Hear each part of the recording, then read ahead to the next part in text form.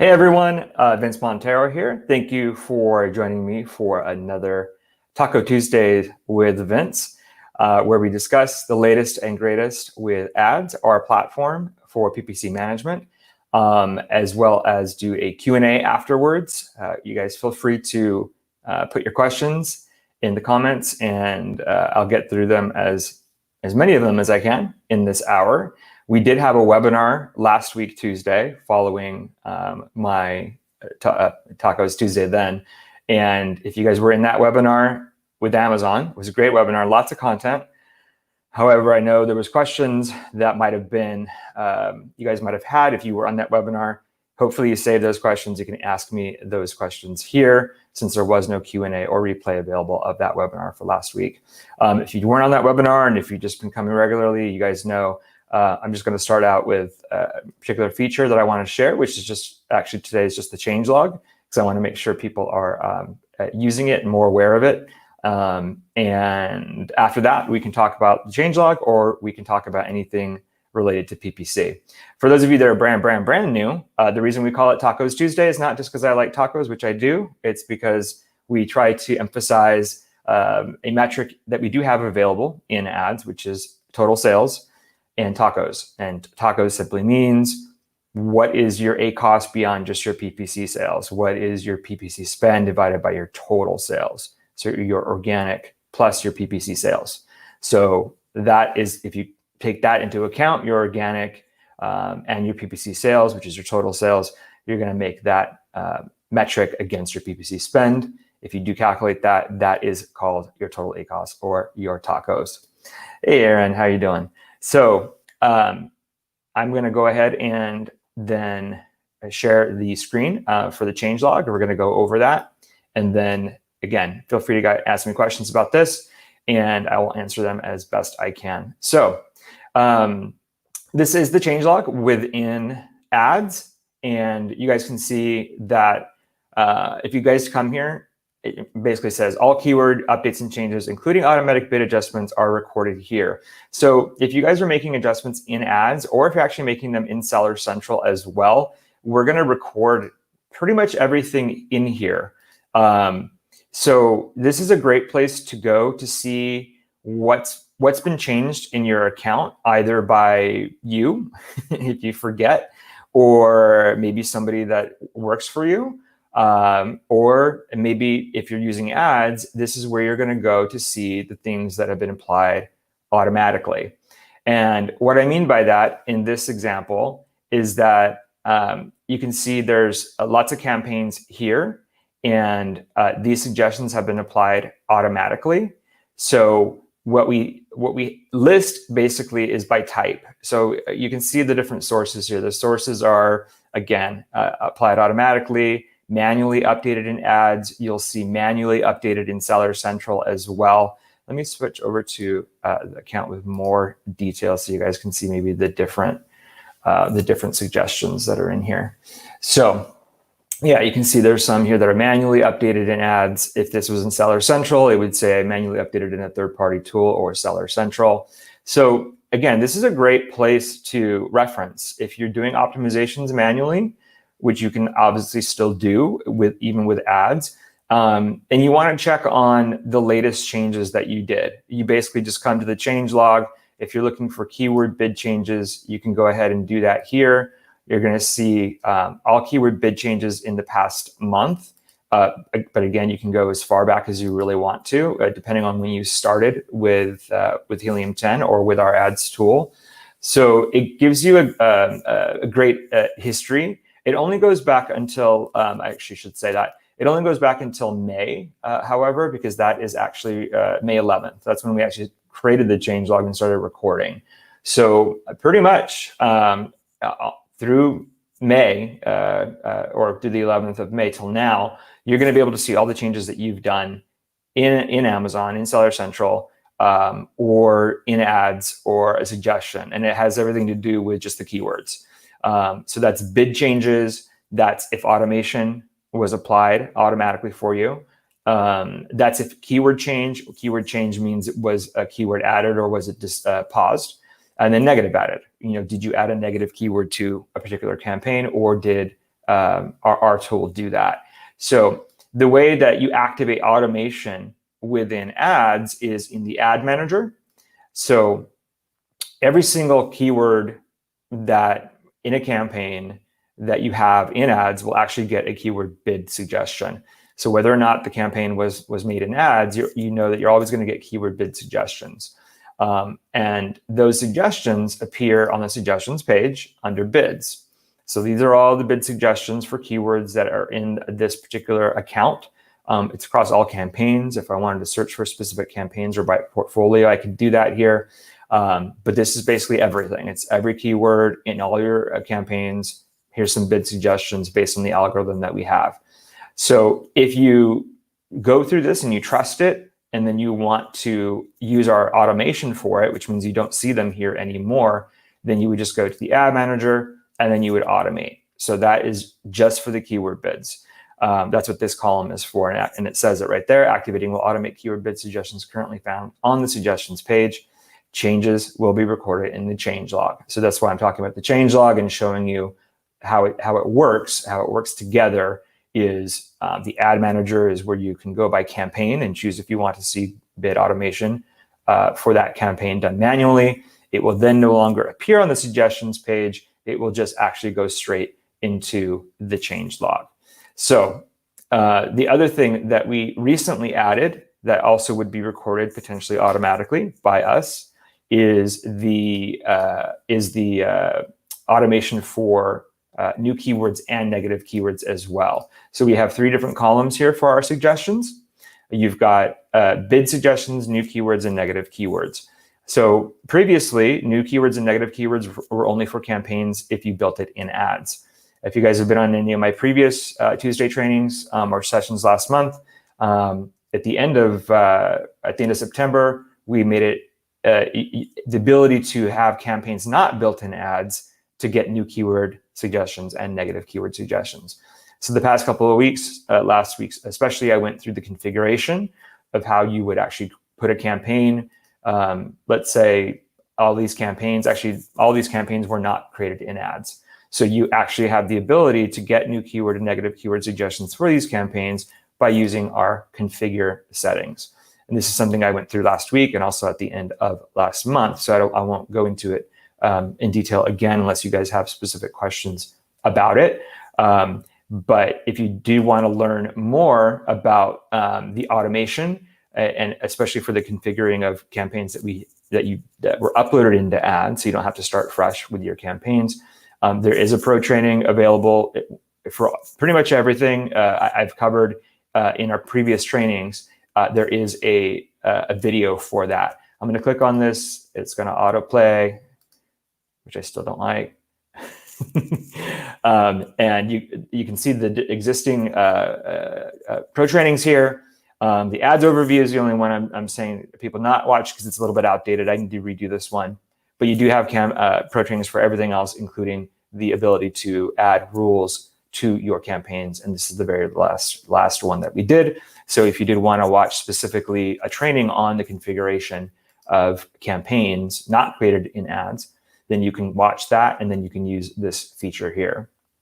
So again, circling back to the change log, it just gives you a clearer picture of what's happening within your account from a different perspectives. If you want to see everything that's been changing and related to keyword bids, but we've also made this area specifically for automation, because when you have automation applied, it's automatically applied, right? That's what automation means. So it doesn't go to the suggestions page anymore. It just goes straight to the change log. And so then you'll be able to see, once you do turn on activation or automation, you can see here this product targeting campaign has automation on. So it increased the bid from 55 cents to 61 cents. You've got this one here. So these ones without results just means that we're trying to get results because there's not enough information. But you can see here some of the suggestions that were applied because it did well. At the time this was done, the suggestion was applied. This is the information that we had when we applied the change. So obviously, 20 bucks making $149 is pretty good. So we suggested to increase that bid. You can see here, we also have pausing keywords as well, automated. 110% ACoS, not very good. That was not a good ASIN, obviously. So you can see that ads paused it for you for this account in this same product targeting campaign. So again, it just gives you a clearer picture of what's happened, and it lets you know if you do use automation, you have a reference point. You can always go back after turning on automation and see what's actually been applied. If you're doing things manually, this is still, even if you're applying suggestions manually, that's recorded. But even if you're making, see, there's one here, change in Seller Central or third-party tool. Let's see, I saw a significant drop in sales from this particular account around this date. I could come in looking at the campaign level data, I could come to the change log and say, okay, what happened on the 14th, 13th, or the 12th of October? And so I could easily come here and see, well, on the 13th, I actually made this particular keyword, I made it enabled. So it went from, I actually probably added it. You can see I also reset a particular suggestion here, which is also recorded. So again, if something happens and it's either good or bad and you want to just check on it, as long as you can figure out the date approximately when you're seeing a change in your campaign performance, you can come in here, look for the date, and then actually see what happens. So I find it to be really, really helpful. It's one of the first things I actually wanted to add when I was developing this tool. And so we were able to add it just a few months ago.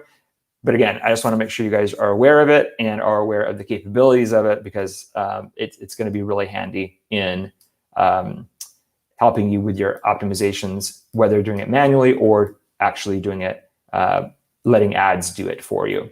So let's get to some questions and we will go from there. Any suggestions for Q4 in the holidays? Yes, definitely. Raise daily budget or bids, etc. We actually just did a webinar with Amazon last week, and this was the topic. It was holiday readiness. So actually in the next few weeks, I'm going to start until Christmas or probably mid-December. I'm going to take that webinar and I'm going to actually feature that for the next few Tuesdays, so you guys can get an idea of what that webinar was about. And it was holiday readiness. So definitely for the holidays, it depends on where your campaigns are. If they're brand new, then you might want to right before Black Friday, Cyber Monday. If you have brand new campaigns launched, I would say wait until you get them optimized before raising budgets. You actually might want to decrease budgets. So anything that you have, any campaigns that you have tested, anything that's proven itself, you've got keywords down, you know what your bids are, then definitely for those campaigns, make sure you increase your daily budgets and your bids, because you will get a lot of extra traffic that whole week of Thanksgiving, starting that week especially. But if you've got campaigns that are brand new and you're still testing them, then you might want to maybe reduce those bids or budgets because you don't know what's going to happen because you haven't really figured out the formula for that particular campaign yet. So you might want to, in that case, reduce. So it all depends on where you are. But yes, you're going to get a lot more traffic. It's probably starting as early as next week, definitely through Black Friday, Cyber Monday after Thanksgiving, and then through probably to like mid or even the week before Christmas. People do lots of last minute shopping, so expect to be busy actually through day before Christmas. So hope that answers your question. Again, depending on where you are with your campaigns. Hello from Instagram. What's your best tips for a beginner in their first Q4? What's my best tips for a beginner in their first Q4? So if you've been selling for a while, the only thing that I can suggest that you do is see if there's ways that you can make subtle improvements to your campaigns or maybe your listings before, but it's Q4 now, so before the holiday rush. So make sure that you're optimizing your listing. You've got the best images, the bullets. You've you've done your research, you've used Cerebro and Magnet, you found the researches. Make sure you're indexed for those keywords. So pretty much go back to the basics and make sure you're doing everything as best you can, because you don't want to be unprepared when you have that influx of new traffic coming through. I also potentially would suggest doing additional keyword research to see if there's maybe new campaigns you might want to launch or test right now. It's still early November, so if you launch campaigns right now, just to get, like I was explaining for the previous question, to know what your bids and budgets might have to be, right? So if you've got existing campaigns, try to project what you might spend during the busy times. A simple way to do that is just double your CPC. Like, whatever your CPCs are right now, which is cost per click, double those, because you might see that because of increased traffic, but also increased competition. So make sure you're ready for that. Make sure you have enough budget set aside for that mid-November through Christmas holiday rush. So there's lots of other tips, but again, I'll be going through those in the next few weeks, breaking down that webinar on holiday readiness that we did with Amazon last Tuesday. All right, next question. We've got, let's see. How much do you calculate? Oh, wait, did I miss that one? Or did I answer that one without even looking? Okay, Miguel asks, I am using an auto campaign I made in Seller Central. I previously put in negative exact keywords I was using in a different campaign. Will archiving those negative keywords have a bad consequence? It depends on the reason why you put those in there, Miguel. So if you had a previous campaign and you already know there's particular exact keywords that don't convert for you, and if that's why you put it into your auto campaign, then that's okay. I mean, you can do that. However, if you overdo that, Amazon, basically for a brand new auto campaign, if it sees a ton of negative keywords at the beginning, I do feel like it narrows your opportunity and your chances for the auto campaign to expand. So maybe if that's what you're seeing and that's why you're asking, should I archive those negative keywords? There's the only consequence of archiving the negative keywords is that they're no longer negative keywords. So it's not that it's a bad consequence. It's just that, what's your reasoning? Why are you considering archiving? If you're thinking because I'm not getting any traffic, maybe I put too many negative keywords at launch, then the consequence could be good. So it really depends on why you put the keywords in there or negatives in there to begin with. But archiving is not good or bad. It's just they're no longer negative, if that makes sense. All right, we don't have any names. How come there's no names? Facebook user. How bad is it to pause a PPC campaign? Very bad. I keep hearing that it's bad for the algorithm, but our product is currently out of FBA stock due to Amazon's 200 unit limit on new products, and I don't want to be paying for clicks. You're not. If your sponsored product campaigns turn off automatically when you run out of stock. I don't want to be paying for clicks to our FBM offer. Oh, okay. Well, then you should have your FBA and FBM campaigns separated when it hasn't been converting as well. Is it okay to temporarily pause my campaigns for a few days while I'm waiting on the restock, or will that hurt my PPC campaign? Separate your FBA and FBM campaigns so that you don't have to deal with this. This happens a lot. If you run out of FBA stock and you're running sponsored product campaigns, Amazon knows that, so your PPC campaigns pause automatically. If it's FBM, they don't have that information, so then you have to pay more attention to that.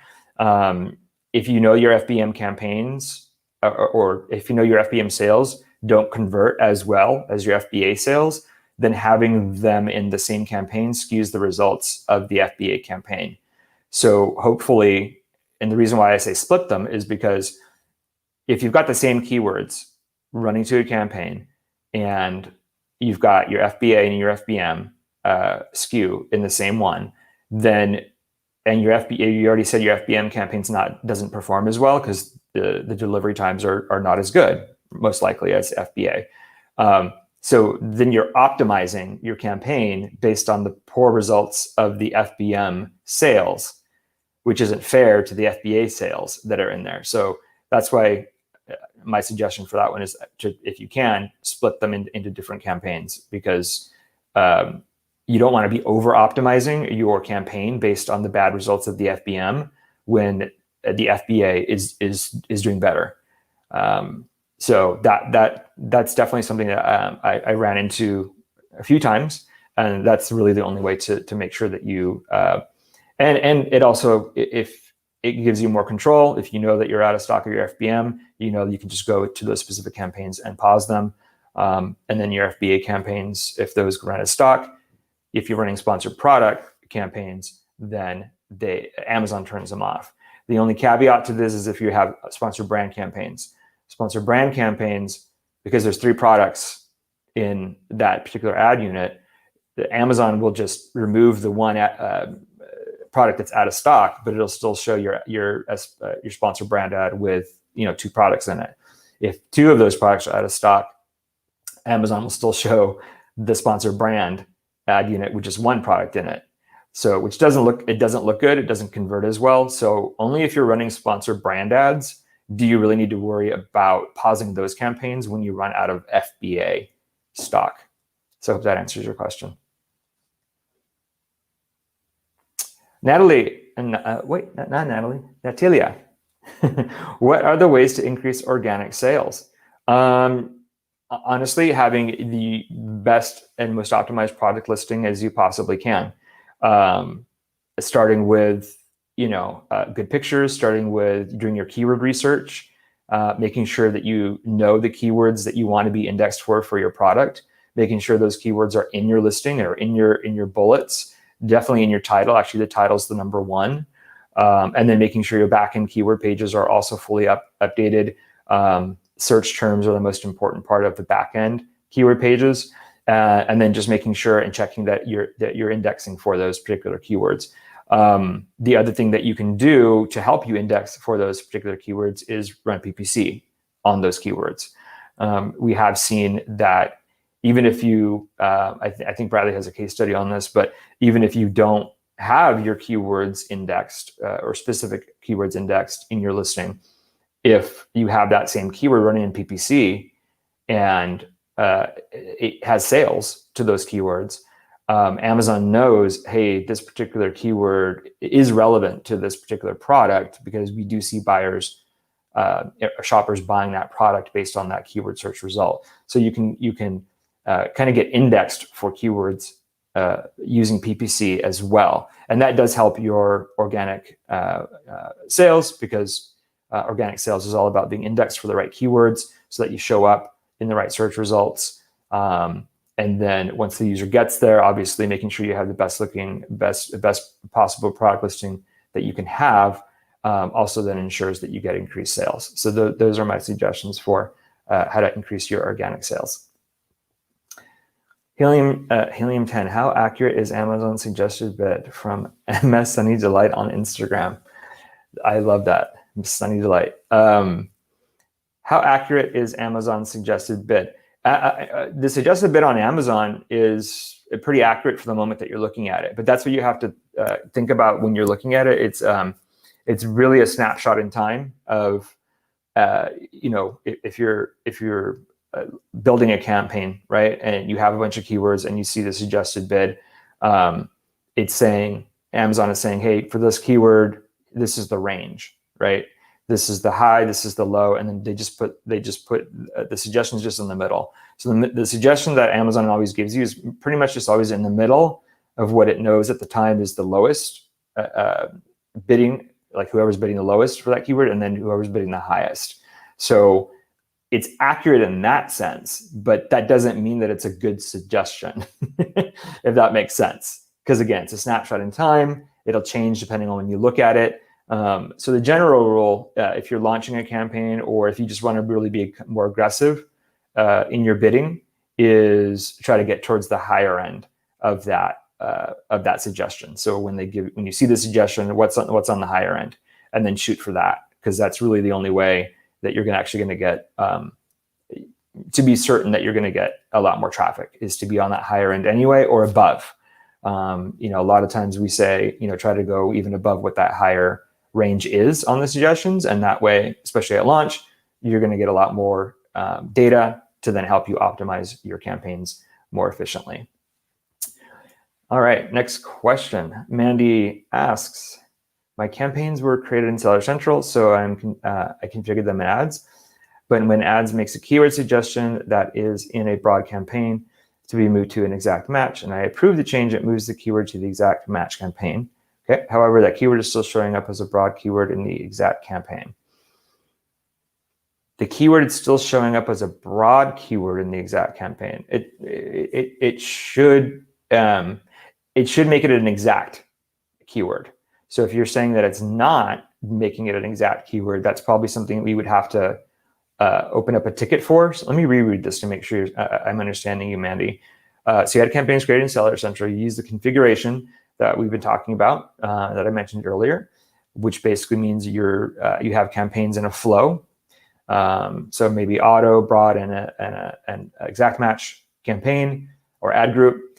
But when the ads makes a keyword suggestion in that broad campaign to be moved to the exact match, and then you approve it, it moves the keyword to the exact match campaign. However, the keyword is still showing up as broad.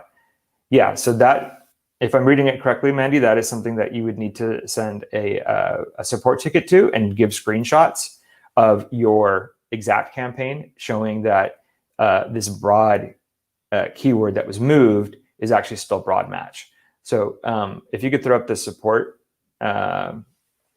email, that's definitely something that we would want to take a look at. I think it's just support@helium10.com if I'm not, let's see.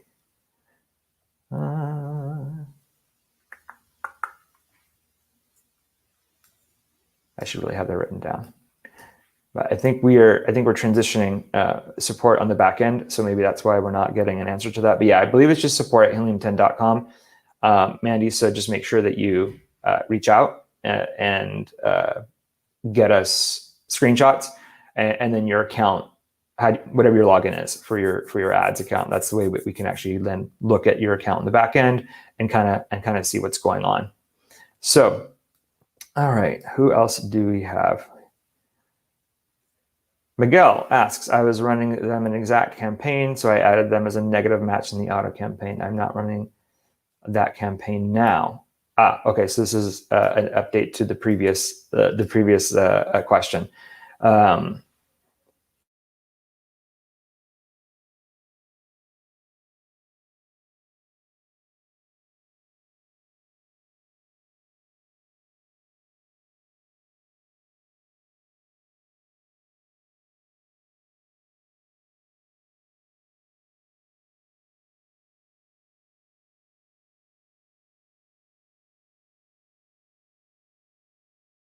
All right. Sorry about that. Technical difficulties. Let me make sure that you guys can hear me on this mic that I have here, because I know it sounds much better than my headphones here. Input. Yeah. Okay. All right. So, Miguel, these are the keywords that you archived or that you were thinking about archiving in your auto campaign. So you're trying to not let your auto campaign run or use any of those keywords. You want all those keywords to go into the exact into that exact campaign, but you're not running that campaign now. So I was running them in exact. So if you're no longer running the exact campaign, then yeah, you definitely would want to delete those keywords that you made negative in the auto campaign, because now there's no reason for those keywords to be negative in that auto campaign, right? The only reason that you added those as negative to the auto campaign is because you were trying to force Amazon's algorithm into just trying to get those exact keywords into that one exact campaign, which, by the way, is very challenging to do. You can't control Amazon. So I actually wouldn't recommend that. Let the auto campaign run. Get the terms out of it that you can. Don't try to control it, especially at the beginning. Otherwise, you might shoot yourself in the foot, which might be what happened here. Maybe that's why you then pause your exact campaign. But if you did pause that exact campaign, yeah, definitely then make sure you archive those keywords in your auto campaign so that you can see if you can potentially get any sales from those particular search terms. All right, next question. What will be your PPC strategy for new launch product? Our PPC strategy is simply our 3 campaign structure that we currently have, Nicola, which is our auto campaign, our broad campaign, and our exact match campaign. And as long as you create those minimum 3 campaigns, which you can do in our ads tool, you can do it in Seller Central. If you do it in our ads tool, obviously we do a lot of automation for you. It's kind of a little bit shared about what that looks like in the changelog at the beginning of the session. But there are 2 others that I recommend. So beyond those 3 is a brand keyword campaign, just to try to capture any brand keywords or searches that users might eventually have. They might not at the beginning, but they definitely will eventually. Amazon is seeing a much higher ratio of people actually looking for particular brands that they've seen in Amazon than ever before. So it's definitely worth having a brand campaign to isolate that. And then the 5th campaign is a product targeting campaign. So product targeting campaign is a sponsored product campaign, but instead of targeting keywords, it's targeting actually other listings. So those are ASINs. So you do your research in Cerebro, do a reverse ASIN lookup, find some ASINs, find some product listings that are very similar or competitive to your product, and then make sure you try a sponsored product targeting campaign as well. So you want your keyword campaigns running. That would be your auto, your broad, and your exact match campaigns. A branded keyword campaign, probably with broad or phrase match and exact. Actually, all 3 match types you can use in a branded keyword campaign. And then the 5th would be a product targeting campaign, specifically looking at ASINs of other products that you can then show your ad on that particular listing. For just strategy at launch for PPC, those campaigns are the minimum that I recommend. So I hope that answers your question, Nicola. And Miss Sunny Delight asks, what would be a reason for a sponsored rank to be low and organic high while bidding on it? What would be the reason for sponsor rank to be low and organic high? It possibly just means that your sponsored bidding is too low. That's it. But that's a good scenario. Like you want your organic to be higher than your sponsored, right? Because organic sales is the holy grail of Amazon. So this is a good scenario that you're in, and the only depends on the position of the sponsored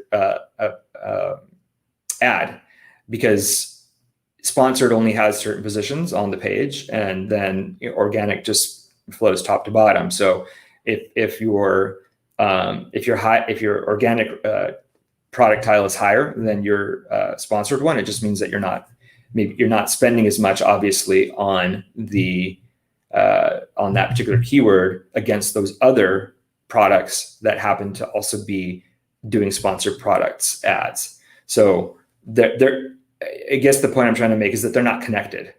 Your organic, where it shows up, and then where it has nothing to do with what your position for your sponsored shows up. Your sponsored product rank is always going to be based on where you are at that time with that keyword bid, with relevancy. Does Amazon recognize that you're a top seller or a top higher seller for that keyword with your product? That will increase your positioning just for sponsored rank, but it doesn't really have any bearing on your organic rank. So I hope that answers your question. If not, let me know. Miss Sunny Delight, I love that. Najib asks, how do you deal with the 4-day delay in data when doing weekly PPC campaign optimization? You just ignore it, Najib. So When I was consulting, I ignored a whole week. So if I was optimizing an account or campaign on a Friday, I would do a report on the following week ending in Saturday. So that Sunday to Saturday, because that's really the only way to know the data that you're looking at is accurate, is to give it more time.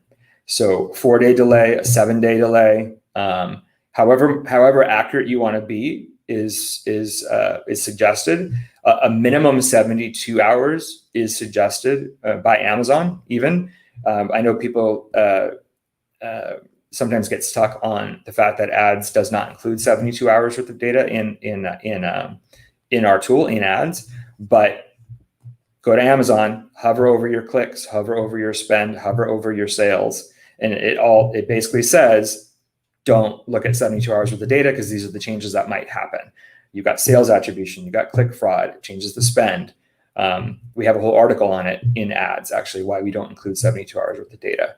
And then same day data too, of course, isn't relevant because it can take 24 hours for sales to occur. Then you also have to take into account the pixels.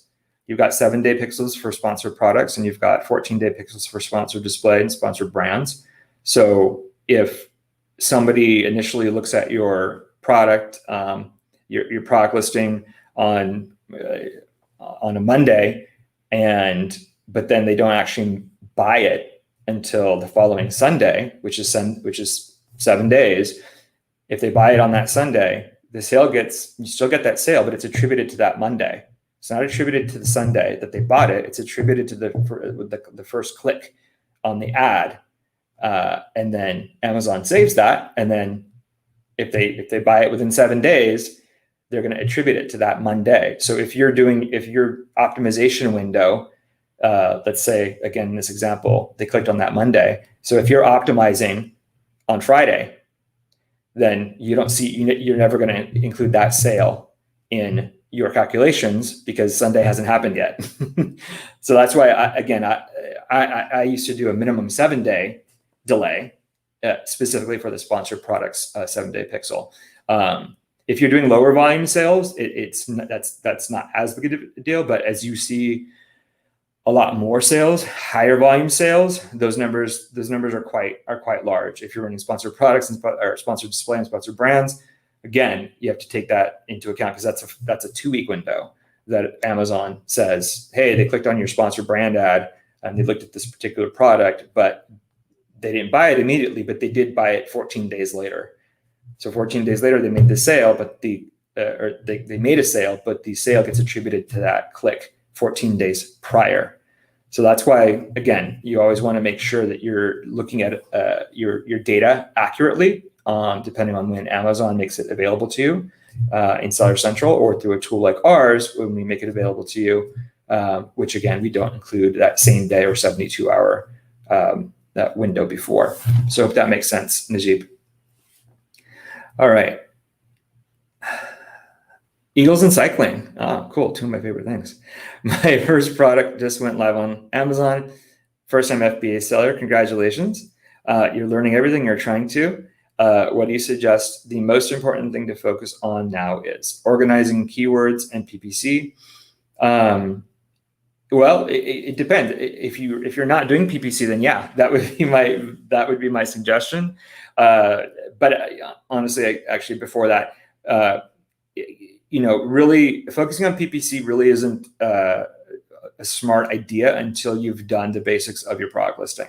Like I mentioned before, if you don't have the good images, if you don't have good descriptive bullets of why someone should buy your product, if you don't have your keywords that you've researched in your title, in your backend keyword page, do that first. That's my biggest suggestion is if you haven't done that already, then do that. If you have done all that and your listing looks the best it possibly can at your current stage, then at that point, then yeah, you want to do some PPC. The point I'm trying to make is that PPC isn't going to save a crappy product listing, you guys, right? So you can throw as much money as you want into PPC and get a bunch of clicks. But if your product listing is crappy, and you don't get any sales because your listing's crappy, then it's not the PPC's fault. It's your listing. It's your fault for not making sure that your listing looks better or at least as good as the top competitor in that niche that you're trying to match or beat. So if you can't do that, then you shouldn't expect PPC to save you from or get you sales. PPC will work for you if your product listing looks really good. So start there, do the basics for your product listing, make sure that you have everything in there that you should, and then definitely launch PPC. The same keywords that you researched for your listing, as I mentioned in the earlier question, same keywords that you're using to try to index for in your listing, definitely run those at PPC, and then do the 5 campaigns that I suggested earlier, which is the auto campaign, a broad-based keyword, a research campaign, an exact match if you've got some keywords that you know that you should actually convert for, and then your branded keywords depending on what the name of your product is, and then a product targeting campaign as well. So that's the most important. I know that's more than one thing, but those are the steps depending on where you are at. So I hope that helps. All right, next question from Carlos. If I shouldn't have more than 10 keywords per campaign, what should I do when my research keywords find more than 10 keywords that have more than 2 sales? So the reason that we suggest that you don't have more than 10 keywords per campaign, and again, actually it's 10 to 20. It's not just 10 keywords per campaign, and it depends on the search volume of those keywords. So when we're talking about limitations of keywords, what are we talking about? Search volume. So if you've got really super high search volume keywords, you probably maybe only want to do 5. If you've got lower search volume keywords, maybe that you can do 20 keywords. So it really depends. So that's the range. And the only reason that we suggest that range between 5 to 20, depending on search volume, is so that you get impressions and traffic to those keywords. If you've got 10 keywords in a campaign and 2 of them are super high search volume, what's going to happen? All the search volume is going to go to those 2 or 3 keywords. The rest of your keywords aren't going to get any traffic, so you're not really testing them. So it defeats the purpose of running a PPC campaign. Running a PPC campaign is to test the keywords, right? To get the data. So now what you're saying though is, what should I do when my research keywords finds more than 10 keywords and have more than 2 sales? Celebrate. That's awesome, Carlos. So the structuring has nothing to do with the structuring is there to get the result. You're getting the result. You're getting a good result, and so you're getting the data. You're getting the search. The algorithm is being kind to you, and it's finding or sending search terms to your broad keywords that convert. That's the whole point, is getting the data. So if it's working for you and it's adding more keywords, then that's good. Those keywords have proven themselves, right, at that point. So you have to separate the keywords that are working, which is what you want, between setting up a campaign structure to test those keywords. That's the difference between these. There's 2 different things you're talking about here in this question. So I hope that makes sense. One is just talking about structure to make sure that you get the impressions and clicks to the keywords that you're trying to test. The result is that you're getting sales and you're finding search terms that you're then putting into the campaign. So they should actually be fine because they're already getting, or they've already received impressions and conversions, so that you can then continue to run them and test them manually. So hope that makes sense to you, Carlos. But that is a really good position to be in. Natalia asks, should keywords relevant and indexed with no or little impressions be turned off? Will it clean up a campaign? So this kind of goes back to what we were just talking about, Natalia. So it depends on the search volume. So if you've got in a campaign, if you've got a few keywords that have really high search volume that are getting all of your impressions, if that's the reason why you're not getting impressions to the other ones, then that's something that you might want to separate out. You might want to pull those keywords again with lower search volume into their own campaign, which they should be in anyways, right? So based on the campaign structures, make sure you have keywords with similar search volumes together. But if they have very high search volumes, make it a smaller grouping between 5 and 10. If they have lower search volumes, then you can maybe do 10 to 20 keywords. So yeah, it really depends on how the campaign was set up to answer this question. So, but as far as cleaning up a campaign, you're not cleaning up anything because those keywords aren't doing anything. So you might be decreasing a little bit of spend, maybe. So in that sense, if you're talking about cleaning up, yeah. But if it's not really spending a lot because it's not getting any impressions, you're not really doing anything. The goal is to try to see these keywords with little or no impressions. Is there search volume? When you did your keyword research, what was the search volume for those keywords? If it was high search volume and you see that you're getting low search volume, then you know that you're not bidding high enough, or you've got other keywords in your campaign which are just eating all the budget away from those other keywords. If you look into your keyword research and you see that those keywords have very, very low search volume, then the result is what you're seeing. These particular keywords have very low search volume. You're getting very low impressions. So in that way, it makes sense. But I would still recommend separating out those keywords that are based on search volume, the ones that are not performing, from the ones that are, because the ones that are probably are just eating up all your budget. And then I would try to test those lower ones, or the ones with no impressions or low impressions in their own campaign, just to see if there is anything there with those keywords. Because again, the whole point of running a PPC keyword campaigns, especially at the beginning, is testing. You want to get the data.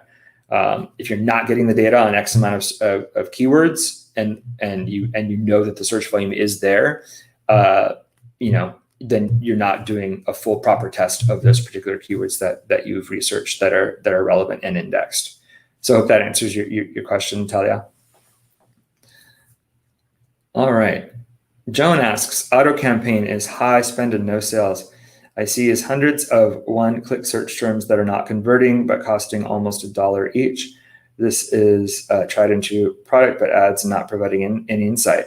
Well, that's incorrect, Joan, because ads does provide insight. You could just go to the campaign, click on the targeting. I did a PPC a minute. I don't know if you guys know, I do PPC tips every other week, actually. And the simple way to optimize an auto campaign was one of those PPC tips. And what we see generally is that when you have an auto campaign with a lot of those, one-click search terms, it's generally from one particular category. So those categories, Joan, are close match, substitute. Oh goodness, what are the other? Close match, substitute. There's 4. 2 are for product listings and 2 are for keywords. But there's 4. You know what? Let me just share my screen. Can you pop my screen on there so I can show? Cool. All right. So let's find an auto campaign. I believe there is at least one. Yeah, there's one there. So what you want to look for is in the campaign itself, and you can do this in Seller Central too, is the targeting. What are the targeting parameters? So loose match, substitutes, close match, and complements. If you want to know what those are in Seller Central as well as in ads, you can just look at these here, and it gives you the definitions. But again, these are the ways that Amazon is automatically matching shoppers to your product. They're either matching them by products that are substitutes for yours, loosely related to yours, closely related to yours, or just complement yours. Like you're selling sheets and they're showing you on pillow listings. So what I find is that when you have one particular, when you have a lot of those one search term type of ASINs, especially eating up your budget, it's generally one of these categories. So you just do a search history, however long the campaign's been on, you can see, hey, which one of these are performing the worst, and just turn it off, right? And then you won't see those types of one-click search terms anymore because it came from one of these 4 targeting levers. So that's the quickest way to get rid of those one-click search terms, John. So I do hope that helps. Let's just leave this up in case anyone has any other ads related questions.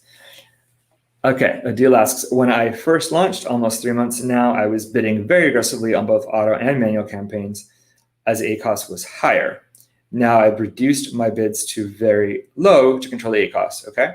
I'm still getting some impressions and clicks, but the cost per click is still way higher, even though my bids are very, very low. ACoS is going down, but now I still can't figure out the optimal bid range. So that would take a full audit for me to answer this question, unfortunately, Adil. So, what I would say, what's your TACoS? Are you doing well total? Is it just your ACoS that's bad? How are your organic sales doing? Are you considering your total ACoS in evaluating the performance of your campaigns? If you've reduced the bids to very low to control the ACoS, that means you're potentially affecting your organic sales, your TACoS, your total sales. The more your ad is seen, the more likely that you are to be purchased organically, because someone might remember your brand or type your brand name in directly to buy your product organically. So if you over optimize, then you're reducing that flywheel effect, which means then your TACoS goes down as well. You're still getting some impressions and clicks, but the cost per click is still way higher, even though my bids are very, very low. That sounds to me that you're just in a very competitive product or niche. So, lots of different players that are selling the same thing. So your bids are low, but there's a lot of traffic to those particular keywords. So the only thing that you can really do is focus on your search terms. Instead of focusing on your keywords, focus on optimizing your search terms down to see if that might help clean up some of the things that you're seeing. Because if you're getting sales, which you are because you're talking about ACoS, but it's too high, then optimizing the search terms out that are not performing for you is the best thing that you can do. Ads does that for you automatically, but if you want to see what the search terms are from all of your products, if you can pop down his question so people can see, you just go to your search term level, and then you can immediately see all the search terms that are potentially wasting money on to your keywords, and then you can actually pause them automatically using our tool here. If you're not using ads, you can still do this in Seller Central. You just have to download the search term reports, and it's a lot more convoluted. But try to focus on, if you can, the search terms that are affecting the spend for those keywords that are actually giving you some sales. So that would be my suggestion for you. I hope that helps. All right. Najib asks, what was your experience relaunching products out of stock for more than 2 months through PPC only? Honestly, Najib, my experience was that you're pretty much starting over. Don't go out of stock. So that's a lesson learned. I would say the maximum that you can be out of stock to not lose your position in the algorithm is probably now just 2 weeks. It used to be a month, maybe 3 weeks. Now I would say 2 weeks. A lot more competitors that are in there. So while you were gone for those 2 months, other players obviously came in and they picked up those keyword results. So they got into the algorithm and you were out of it. So you're essentially, it's almost like you're starting over. So whatever you did with those campaigns initially, if you had good results, just make sure you mirror that when you go back in stock, and make sure your bids are higher again, like you probably did when you first launched, so you can try to potentially gain ground again after relaunching or after being in stock. All right, we've got 6 minutes, so let's see if we can clear out some quick questions. Edward, you asks, any plans to expand the campaign flow structure? Yes, Edward, that's a good question. So as a lot of you may know, we recently acquired PrestaZon, which is another PPC platform.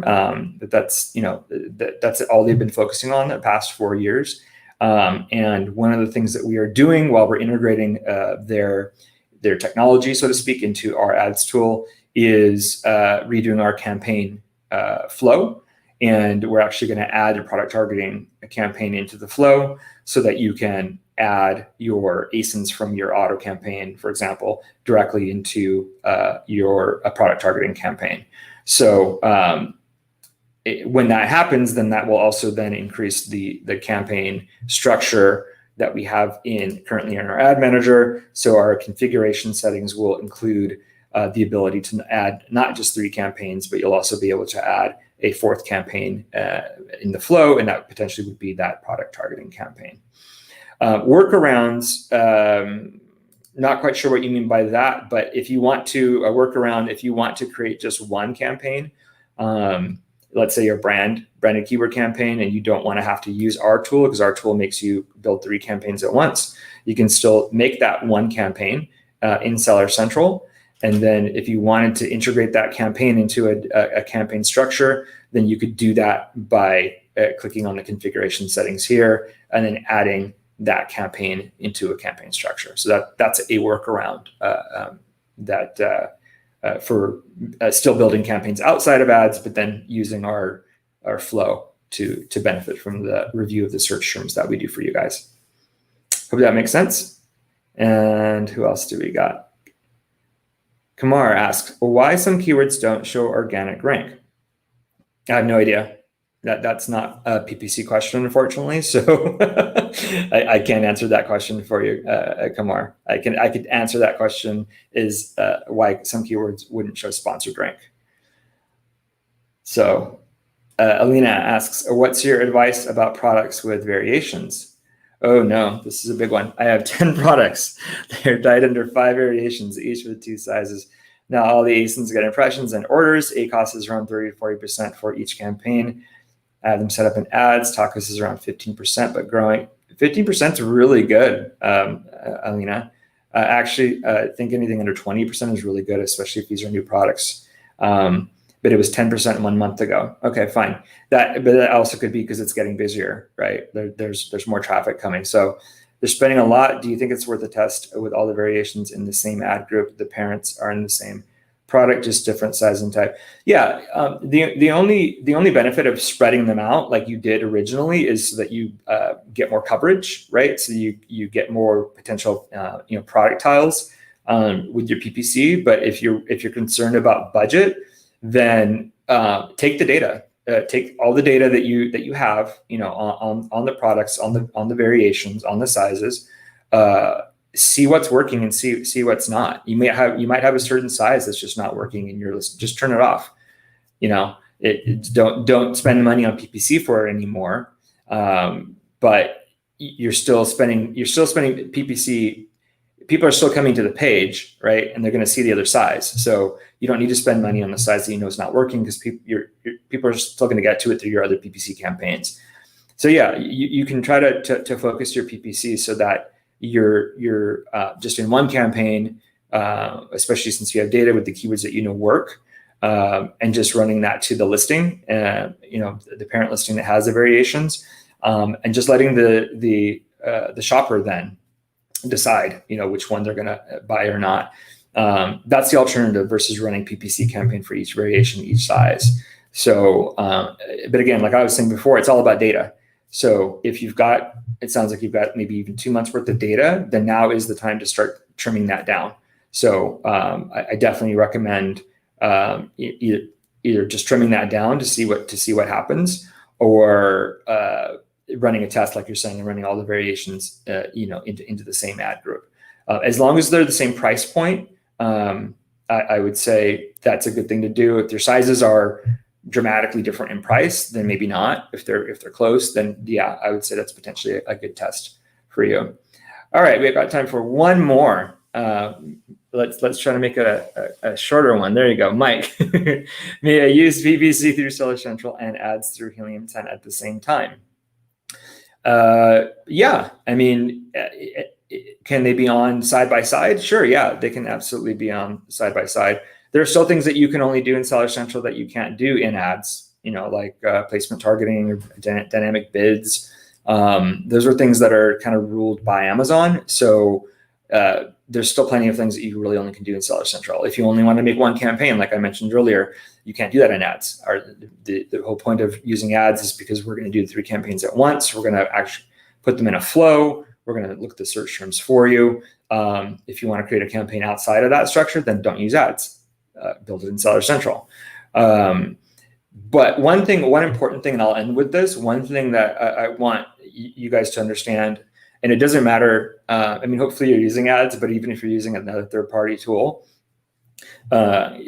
changes that you make in Seller Central are not instantly visible in ads or in a tool, because you're making a change directly in Amazon, in their tool, right? So of course they have the data instantly.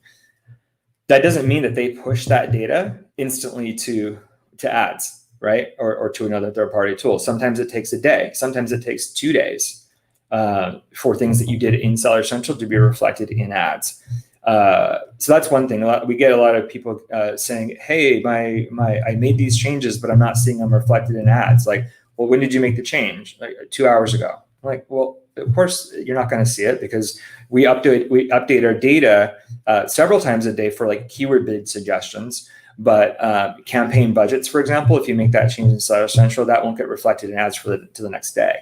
And that's just because that's what we have available through the API, which is our connection to Amazon, to actually reflect that data.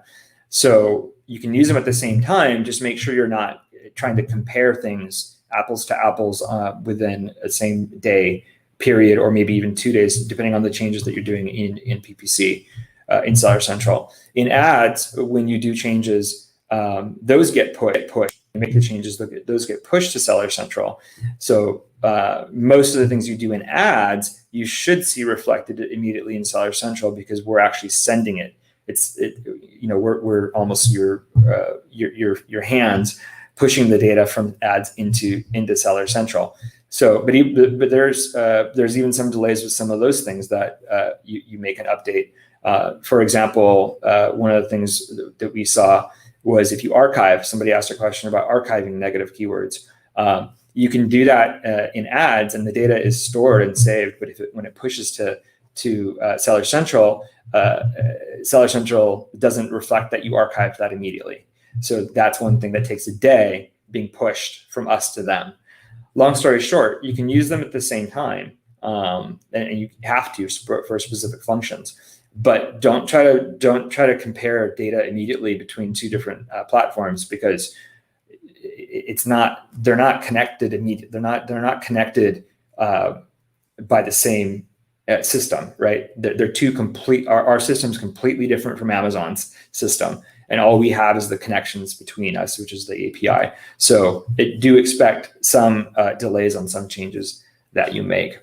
All right, I hope that was helpful for you guys, and I will be here again next Tuesday at 10, and we're going to be starting again, like I mentioned before, kind of like the holiday readiness, tips and tactics that you guys should be looking at over the next few weeks up until Christmas. So I hope you join me for that session, and if you had some questions that I didn't get to today, definitely feel free to come back and next week and then ask them, and I'll get them answered next week. All right. Take care, guys. Thanks so much.